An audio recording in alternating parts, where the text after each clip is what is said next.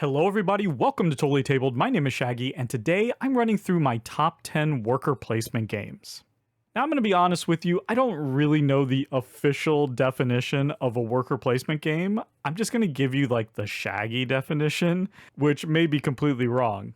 But for the purposes of this list, a worker placement game is a game where you have action points, right? We call them workers. Often thematically they are, but they don't have to be. And you're using these action points to take actions from a collective pool of actions. You're essentially drafting actions. That means that my taking an action affects your ability to do that action in some capacity. Oftentimes it just means that you can't take the action. I took the action, so you can't. But that doesn't have to be the case. Now, I adore all the games on this list, but I've ordered them not necessarily based on my favorites, but based on how awesome I think the worker placement mechanism is implemented in the game. Okay, that's enough jibber jabber. Let's just jump right into my number 10, The Lost Ruins of Arnak. This was a tough one because I kept going back and forth between this one and Dominant Species, but ultimately I settled on The Lost Ruins of Arnak for number 10, simply because I can't deny how much I love this system of light deck building with some multi-use cards combined with worker placement. Because in The Lost Ruins of Arnak, you are actually using cards to place your workers into spots. Certain spots require certain icons. Thematically, these are travel icons, so some spots require just boots, but other spots require maybe a boat icon or a car icon.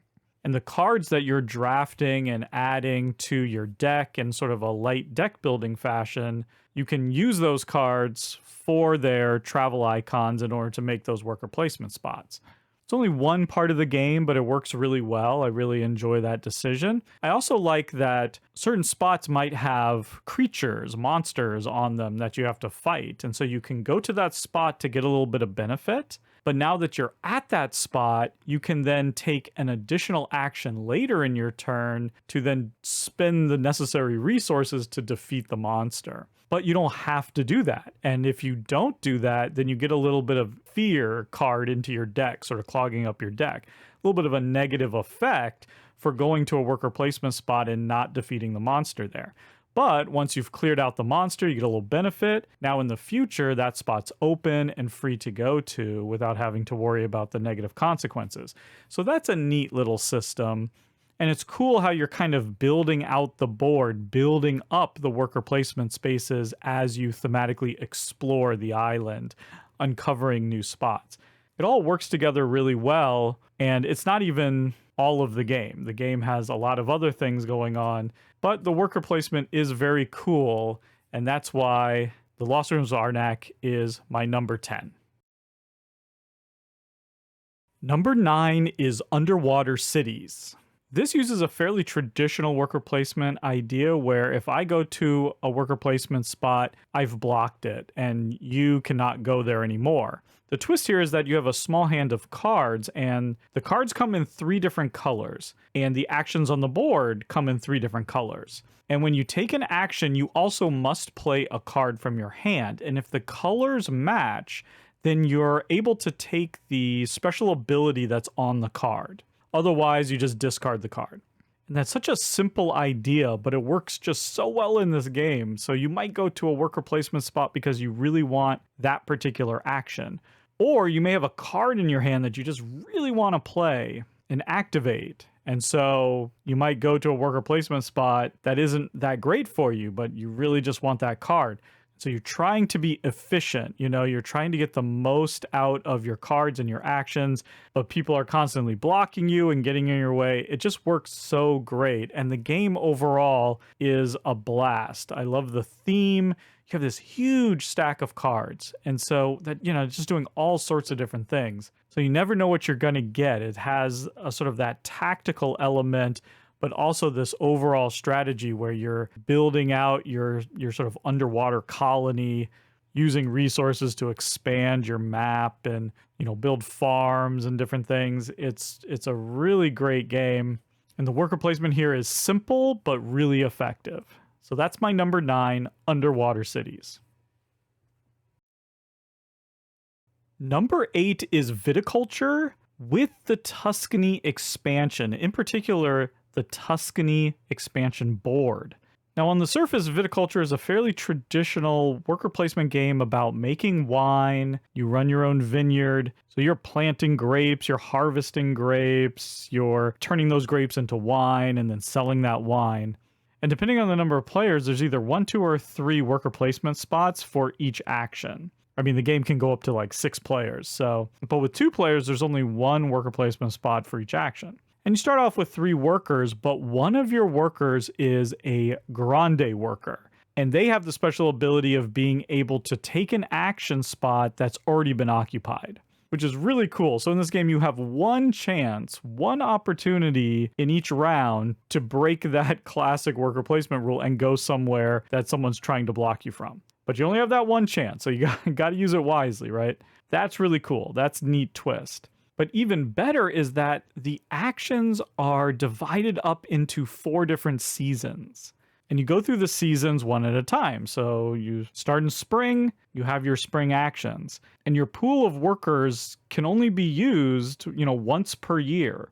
So you really have to plan out what you want to do and, hold back your workers. You can't spend them all in spring. You may not take any actions in spring because you want to take a bunch of actions in the summer or in the fall or winter. And so it can make for these kind of interesting moments where, maybe everyone is out of spring. And so I have sort of free reign in spring. I'm just going to play all my workers, do all these spring actions, and then just do nothing else for the rest of the year.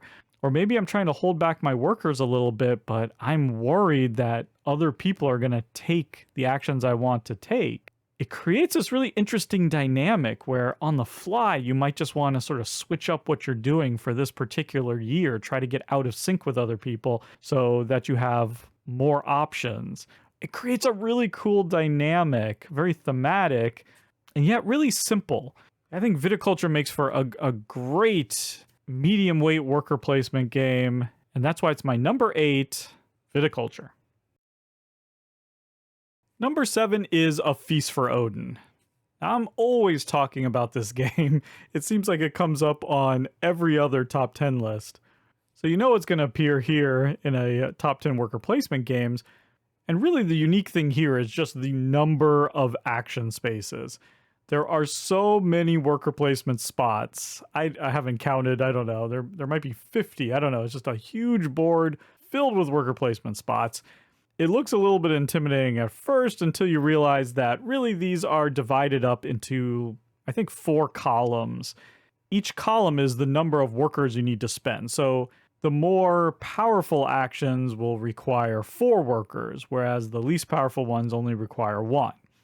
So it's really not as complicated as it looks, but that means a couple of things. One, it means that there's just tons of different things for you to do. And so while this is a game that you're blocking actions, if I go a place, you can't go there, it often means that there's a variety of different similar actions that you could take. Maybe you take the action that requires 2 workers.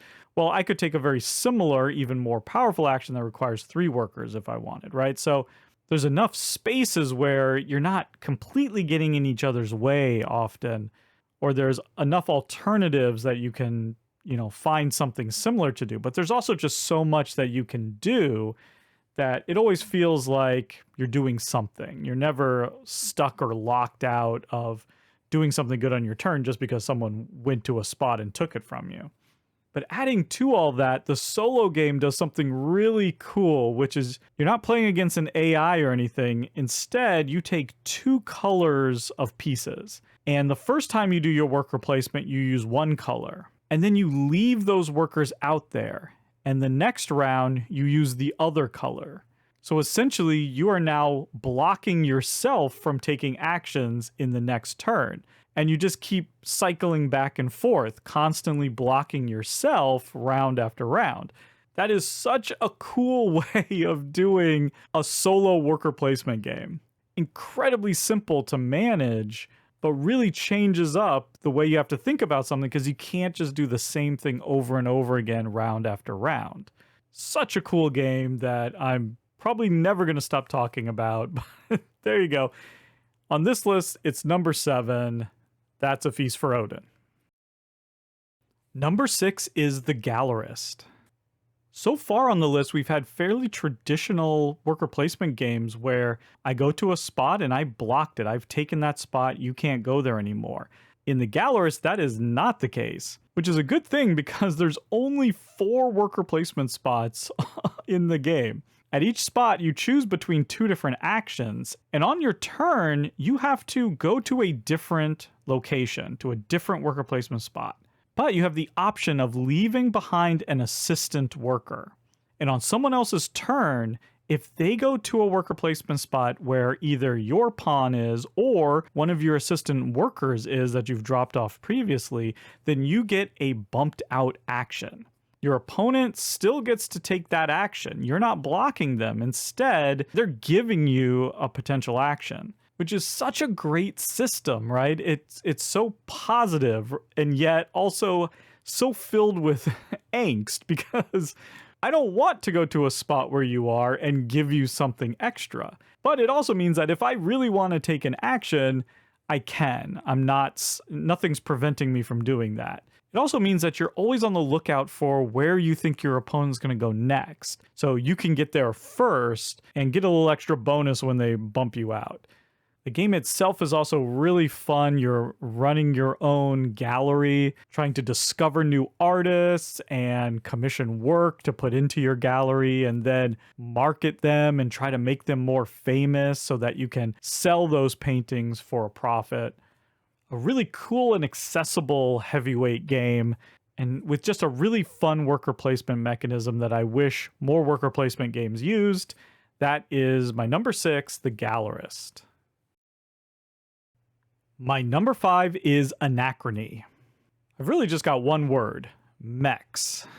Yeah, I gotta say, the fact that you get to stick your workers into these little mech minis and send them out into a hospitable world, that would be enough to make the list alone.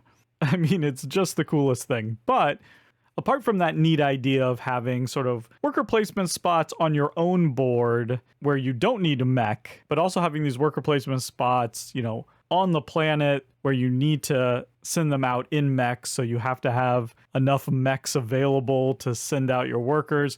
The best thing that this does is it has workers with special powers, and I love that. You have these different types of workers, and depending on the worker placement spot that you're going, if you send a certain type of worker, then you'll get a bonus. And often in some of these spots, there's certain workers that you just can't send. So once again, you got to puzzle it out. You got to figure out, okay, these are the workers I have. How can I, use them in the most efficient manner possible? And it also means that you have to manage resources in order to bring enough mechs online to do the different actions you want to do. It's really puzzly. So it's not just about the mech minis here, although those are definitely bumping it up a few notches. All the way to number 5, that is Anachrony. Number 4 is Dune Imperium. This is another game like the Lost Ruins of Arnak that is trying to combine deck building with worker placement. Now, I love the Lost Ruins of Arnak as much, if not more, than Dune Imperium, especially for solo play, but I think Dune Imperium does a better job of marrying these two mechanisms. The deck building and the worker placement are so perfectly integrated to the point where when you're acquiring cards to add to your deck, you're worried as much about where that card is going to let you place a worker as the power on the card itself. Because in Dune Imperium, you have a bunch of different spaces, all with all these different symbols. I think there's maybe 7 different symbols that are attached to these different locations. And on your turn, you're going to play a card, and that card is going to tell you where you can place a worker. And very often, you're going to want to put a worker somewhere, and you're just not going to have the card to do it. And you're going to have to readjust your strategy and figure out how you can salvage the round. And I've definitely lost games because I just didn't deck build properly. And by the end of the game, I didn't have the cards that I needed to go to the places that I needed to go. And so those two things work together perfectly, and it's just so satisfying. It's a simple concept, but it just works. And that I'm a sucker for that. I love when the payoff is so great for something that's just so simple and easy to explain. Yeah, this is just a fantastic game with an unbeatable IP. So there you go, Dune Imperium, my number 4. Number 3 is Keyflower. In this game, a bunch of tiles get put out in the center of the table based on player count. And the players are given a bunch of random workers in 3 different colors. And actually, there's a 4th color you can get later.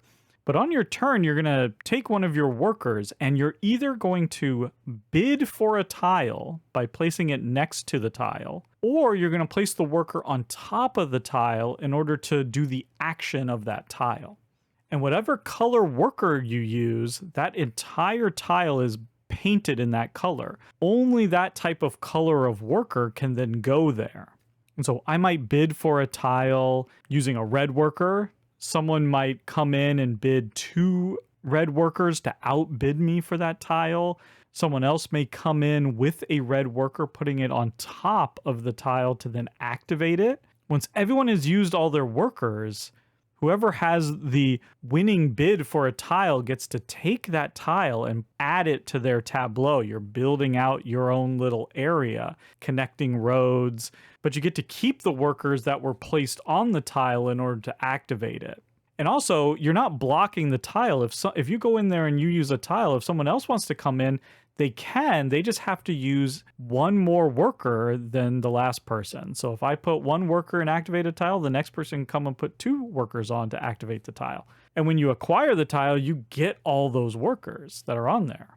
And then in future rounds, you can place workers on anyone's tile. There'll be tiles out in the middle of the table, but I can go in and I can use a tile that's in your area. But you'll get to keep that worker for the following round.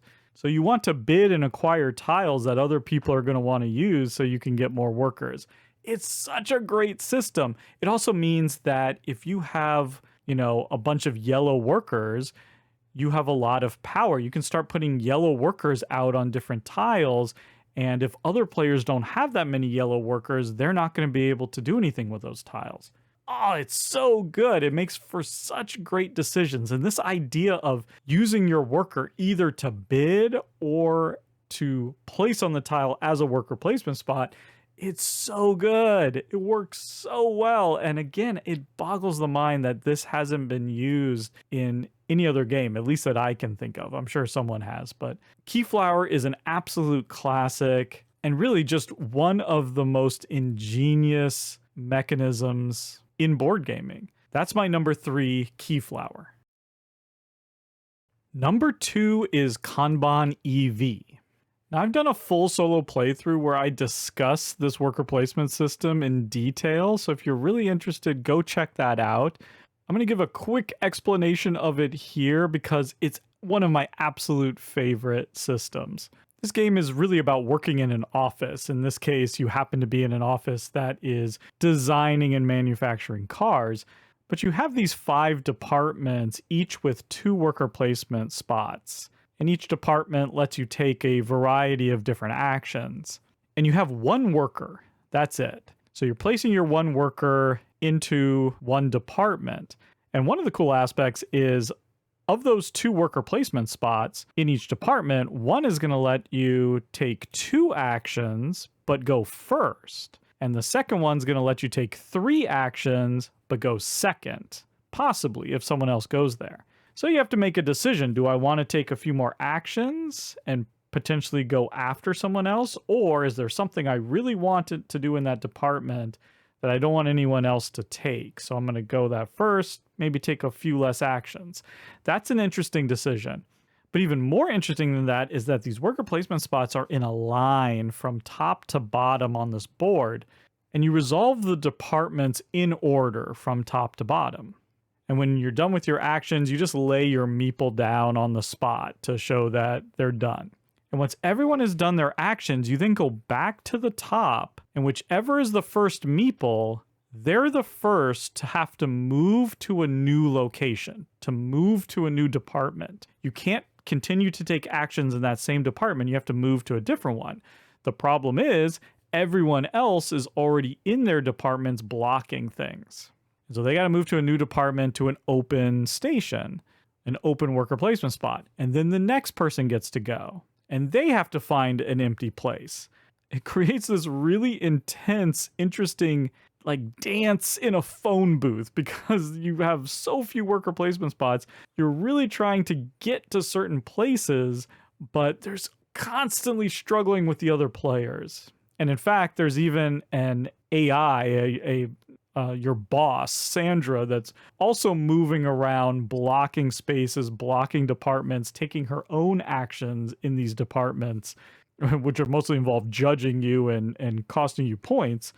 So you also have to factor that in to the movement. And it just creates this really interesting dynamic of trying to time when to go to a certain department so that you can go to another one. It's just fascinating how it plays out, and it's such a simple system. It's the heart of that game, and it's why Kanban EV is my favorite of, the Vital Lacerda games, which are all fantastic. In fact, I already mentioned the Gallerist, right? But Kanban EV easily has one of the most brilliant worker placement systems in all of board gaming, and that's why it's my number 2. That's Kanban EV.